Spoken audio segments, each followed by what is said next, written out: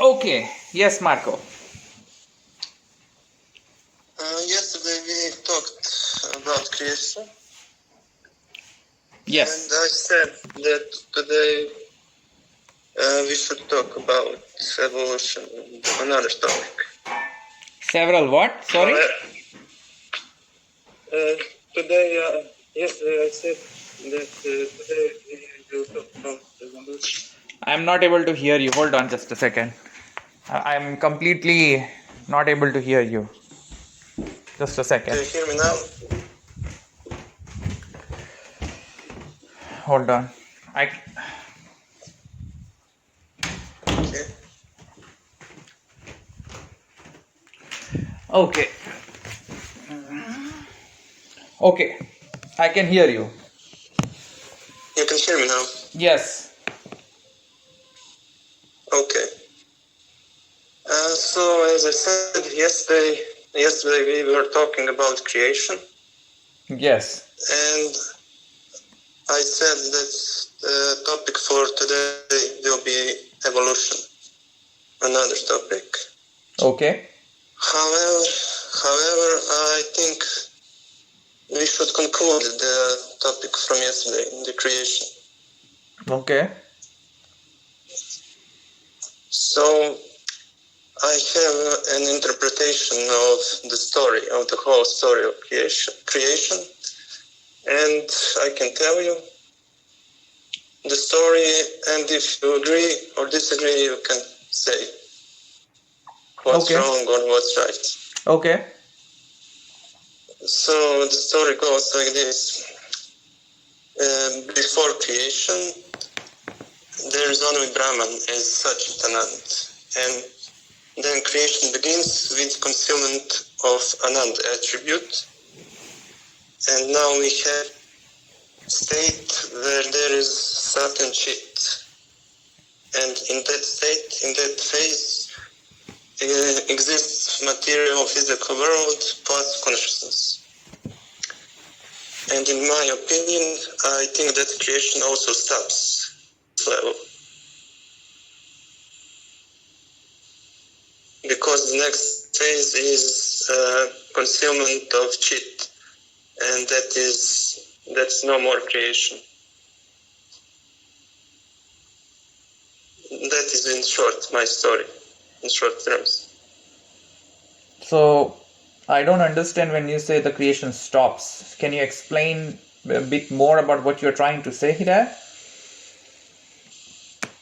Creation stops at level when Anand is concealed. And next phase there will be involution. When Chit is concealed, I consider that as involution, not anymore like creation. Why is it so? Because when Chit is concealed, it remains only Sat, and Sat is only material, physical world, universe, inanimate. And when we go from Sat Chit to Sat, I think that that's not creation anymore. Why do you think that the creation of consciousness or Chid from Anand is then still a creation and not an evolution? Because in that, what we call primordial state, when there is only Brahman as such Anand, there is the world is not yet present. And when Anand is concealed, then the world is produced. But beside world, consciousness is also produced. So we have world plus consciousness when Anand is concealed. And that is the beginning of the world as such. So I think we need to. I don't think that represents fully the Shuddhadvaita again based on your story. Okay. In Shuddhadvaita, the evolution and the creation, there is no watertight compartment as such, in terms of that if a phenomena is a creation, then it is not an evolution, or a phenomena which is because of the evolution is not a result of an creation. There is no watertight compartment between the evolution and the creation, because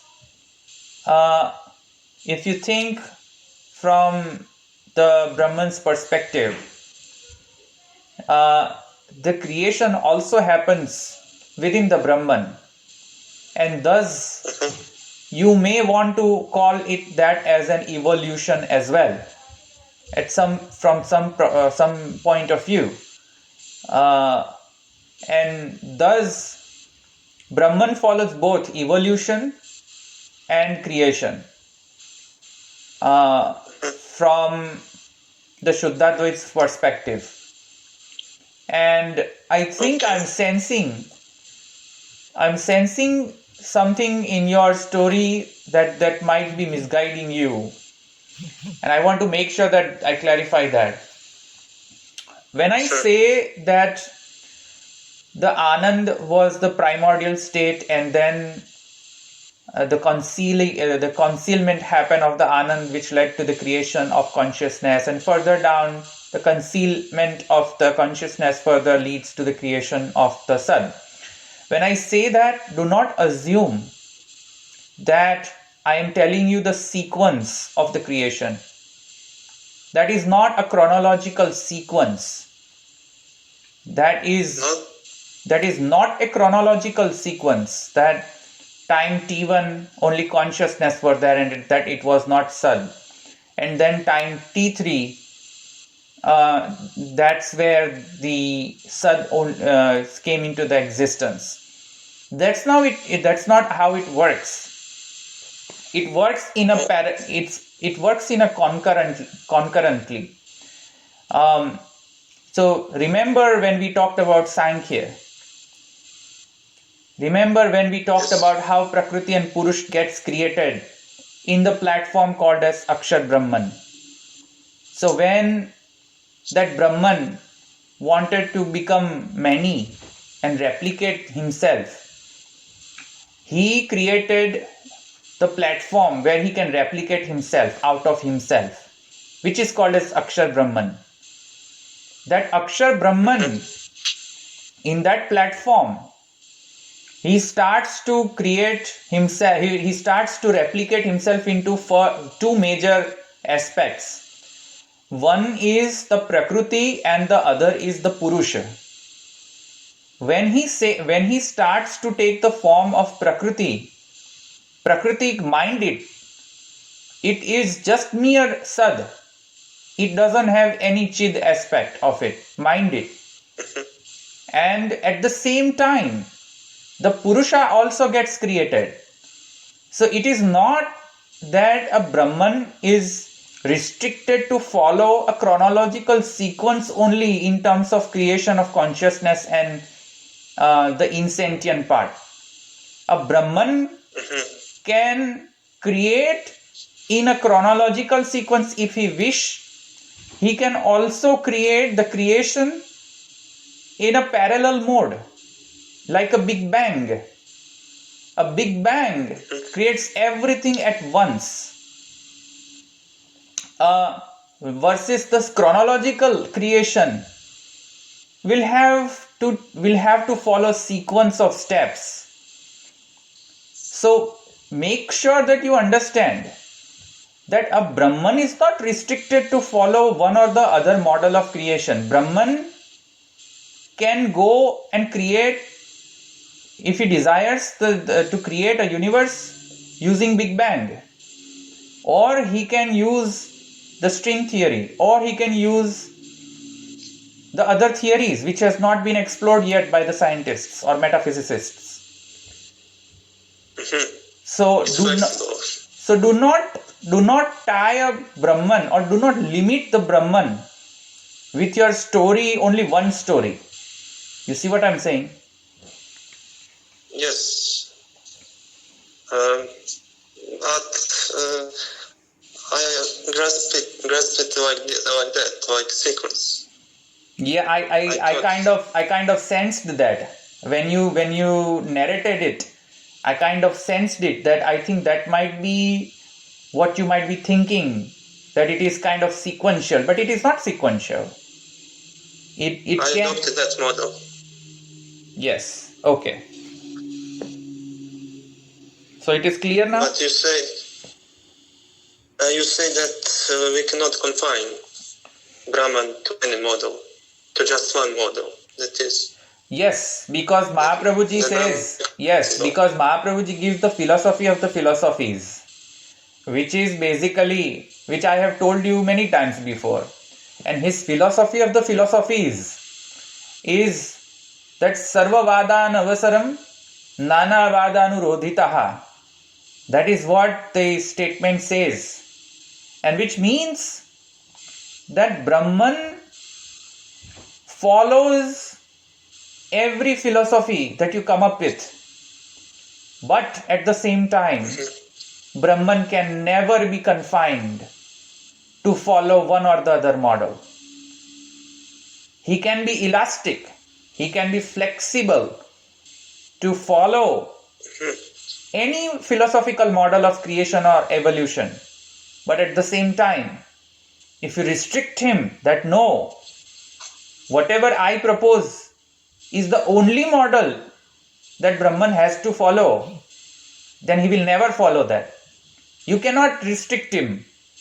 The moment you restrict the Brahman, he ceases to become a Brahman.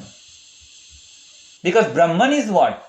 Brahman can do whatever he likes. Brahman can follow or create the models of the creation, whatever he wishes to, whichever he wishes to, whichever way he wishes to. And Brahman can never be confined with our limited philosophies. Brahman has two aspects. Brahman can follow your model very well. At the same time, Brahman is not restricted to just follow those models. So bear that in mind. Okay, I will. But I was looking for the best model, the most comprehensible model. Okay. Which is the most clear, the most understandable way. I was looking for that. So there are several models of creation in Vedant, and when you say that understandable model, I just wanted to tell you a few things. I will come to your point of answering your question, but understand that there are several models in Upanishads of creation and evolution. And Upanishad says, when it talks about creation, it says the sequential, chronological sequential creation in these words. That etasmad atmanaha tasmadva etasmad atmanaha akasha sambhuta akashad vayu vayoragni agnirapaha apo prithvi पृथिव्याम औषधयः औषध्याम अन्नम अन्नात् पुरुषः. So the sequential creation model is described as that he created first the space within himself, and then after the space he started creating. Out of space he created Akashad Vayu, the wind, and then the Vayoragni, the fire after the wind, and so on and so forth. So if you want to follow the sequential steps, yes, there is a model. But at the same time, the Upanishad also says that Yatha urnanabhi tantuna viccharanti, meaning he creates the universe in a big bang, which is not sequential. Just at once the whole Prakriti and Purush gets created at once. As if a blast happens from the Anand, and as if everything just emerges from him, as if, just like a blast, Big Bang. And in the example that they And which model? I will come to the point. So example they give is Yatha Urnanabhi Tantuna Vicharanti, meaning the spider and the spider web. When spider creates his web, where does he get the raw material to create the web? From himself, from within. Correct? He doesn't get the raw material to create his web from somewhere else. The same thing, Brahman, when he creates the universe, he gets the raw material from himself. He doesn't import the raw material from other countries, like the countries do. So this is a Big Bang model. Anyways, your question? Yes, but I understand all that. But I was wondering which model Vallabhacharya adopted. He surely adopted one model, no several models. No, Vallabhacharya ji is not restricting his Siddhartvaita philosophy to one model. Vallabhacharya ji, in fact, he proposes, I think, 5 different models. He agreed. 5 different models. More than 5. And at some point he goes on saying that, I am just counting some of the various possibilities of creation models, but it is not restricted to those 5. He counts it. He gives the count, but that's not restricted. It can go more, and at the end he goes on saying that, okay, I cannot give you a number because there are infinite possibilities of creation of the universe, because that's how the Brahman is. So Mahaprabhuji and his philosophy is never ever, Mahaprabhuji will never restrict his philosophy to one or the other creation model. Mahaprabhuji clearly says that in his Tattvarthadeep Nibandha, clearly there is a slok saying that he might follow a sequential Srushti, Visfurlinga Srushti, meaning Big Bang theory, Big Bang Srushti, meaning creation via Big Bang, Krama Srushti, Visfurlinga Srushti, Maya Srushti, Maik Srushti, the illusionary creation. He believes in illusionary creation. He believes all types of models. So, to sum up, Shuddhadvaita philosophy as proposed by Mahaprabhuji, Vallabhacharya ji, is not restricting to one or the other creation model. Okay, but does he have one favorite model? Well, you want me to say something as a reporter. You are asking me question and you want to get something out of me. He doesn't have any. It's not about the favorite model. It's all about how to establish the consistency of the creation as described by Bhagavad and as described by Vedant. And as you know, his existence, his mere existence and his mere descent on the earth, the sole purpose of descending on earth is to bring out the actual real meaning, the secretive meaning of embedded within Bhagavad Puran. And because of that, he has an affinity. I want to be very respectful of saying that, but I may choose the word called as affinity.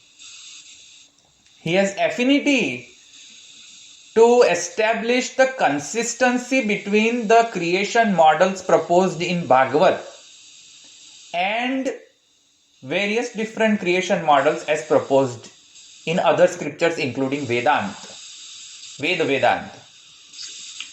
And because of that, the Kapila Gita, which is the Samkhya theory, he tries to establish with a more affinity towards that, and he adopts that pattern of Samkhya creation, making a Samkhya creation consistent and synthesized as per the Vedant theory. So you will get so many description of Vallabhacharya when you read Bhagavat. You will understand how committed he is in bringing out the real meaning of Bhagavad Puran and the creation model mentioned in the Bhagavad Puran in third canto, which deals with the Samkhya system. And that is why you might say that he has more affinity towards this creation model. But at the same time, he clearly mentions in Tattvardh Nibandh that I do not have any favorite model, because it is not about my favorite. It's not about my favorite. It's all about Brahman. My descent on the earth is to bring out the real meaning of Bhagavat, and thus I choose to expound more on Samkhya system. So Samkhya system theory, you will find more materials and more description. You will not find as many other creation models description, and thus I can say that maybe that might be the reason that Vallabhacharya ji has expounded more on Samkhya system theory of creation. Okay. Now I want to know if Samkhya and Vedanta follow the same model of creation. Repeat your These question. two schools of. Repeat your question. Do Samkhya system and Vedanta schools, do they follow the same creation model? So I think I told you before also this. There are two schools within Samkhya system. One is the Seshwar, and another is Nirishwar. So yes, you mentioned that. Right. So Nirishwar Samkhya, clearly Mahaprabhuji doesn't agree with that school of Samkhya system. Mahaprabhuji takes further the Seshwar Samkhya system to a next level, where he synthesizes of how a Samkhya system as proposed with the Ishwar as an entity that triggers the creation and that controls the creation of Purusha and Prakriti and interaction between them. What is that Ishwar? How can that Ishwar as proposed by the Seshwar Samkhya system be synthesized as the Brahman as proposed by the Vedanta? Because mind it, Ishwar is not equivalent to Brahman. The Ishwar, the concept of Ishwar may not be same as the concept of the Brahman. Because Brahman, when we say Brahman, meaning that Brihatvat Brahmanatvat iti Brahman, as per the epistemological meaning of Brahman, the one which is omnipresent and the one which is everywhere within every creation, within each and every creation, everywhere and within everyone, that is called Brahman. While Ishwar may not be everywhere, just like Semitic religions. Ishwar means some god that only chooses to reside in heaven. The god in the Semitic religion never descends on earth, never goes into the hell or any other types of other places. God only controls from his own place everything, but he never becomes omnipresent. So, how can you establish a synthesis between a concept of Ishwar and the concept of Brahman? And that's where Mahaprabhuji synthesizes two things together. So coming back to your question of is it same? No, it is not same. The Samkhya system as proposed in isolation of Brahman is not same as the Samkhya system proposed by Vallabhacharya ji in synthesis of Vedant. It is not same. It is different. And the aspects that are different is in the aspects of Brahman and Ishwar, not in Prakriti or Purusha. Prakriti and Purusha interaction, he also agrees. He also agrees in 28 elements or raw materials. He also agrees on all those things. But he chooses to further refine. He chooses to further refine the Samkhya system, the Seshwar Samkhya system, and synthesize with the concept of Brahman as proposed by Vedanta. That is what he is trying. He has done. Okay. So he chooses the Samkhya system, but he refines it. He refines with it the concept of Brahman. Correct. Oh. Okay. And I think that would be all for today, because I think we don't have time for another topic. For second topic, the evolution. I had some questions in my mind, but during your talk, I forgot. I had some questions. You forgot? I was thinking about what are you talking, and I forgot my questions that I had in my head. Okay, that's how philosophers are. Philosophers must think on what has been told and what has been written. Must think.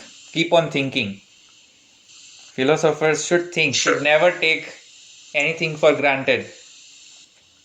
So, it's good that you are thinking. I agree. Yeah. Okay, so next week we can talk about evolution. Next week, and then what day? Saturday or Sunday? We can talk on Sunday because next week I have some guest coming over on Saturday, so we can talk on Sunday next week. Sure, that will be great. And have a great week. You too. Thank you. And thank you, of course. Thank you. Sure. Okay, bye. Bye.